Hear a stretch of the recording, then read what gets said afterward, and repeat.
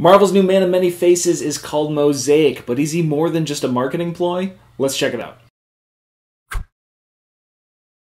What's up, everybody? I'm Stan, and welcome to Detail Comics, where we go over comics in detail. In this iRate review, I'm going to be going over Mosaic issue number 1. So Mosaic is an all-new Inhuman who was introduced in the all-new Inhumans, I believe issue number 11, and this is really Morris Sackett. So Morris Sackett is an NBA MVP. Basically, he's won 5 consecutive NBA final championships. You know, he's got rings, he's got titles, he's got arrogance, he's basically a narcissist, he's got the hot pop, star girlfriend. He is everything that he ever really wanted to achieve, driven by the power of his pops behind him, guiding him and pushing him to be the greatest. You know, he was meant for this kind of stuff. That is until one night when the terrigen mist cloud kind of overtakes him at a party, and ultimately he ends up in a cocoon, changing his life forever.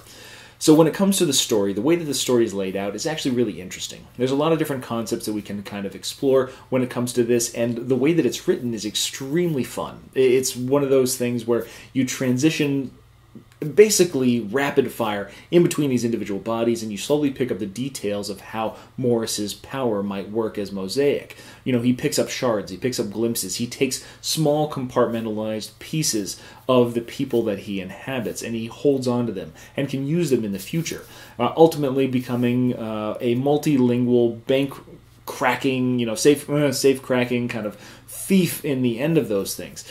But what it comes down to is that this is going to lay some interesting groundwork for potential story arcs, because if we have this situation where this raw Inhuman that has no practice of his power has the ability to kind of capture the essence, what is needed to speak several languages from just one person that he has inhabited within the last few hours, this is going to pose some potential issues if he gets any kind of training, if he gets any kind of refinement. What kind of limits are there to his power?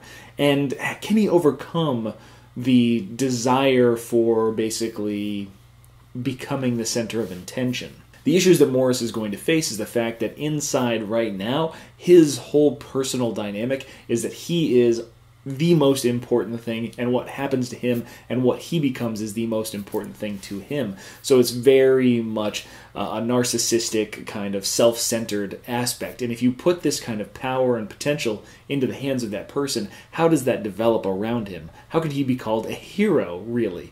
Especially if he takes advantage of those things. So there's a lot of potential with the story. It's not really explored too much here, but hopefully over the next few issues we're going to get a better indication of what that's really going to be doing.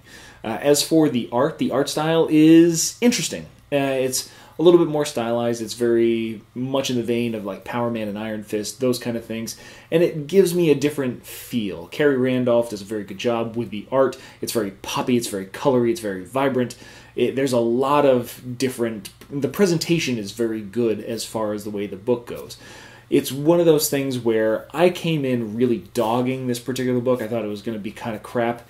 But what I'm coming out of is with I've got a good experience with it. It's one of those things where it kind of came up and surprised me. Is it because I had such low expectations?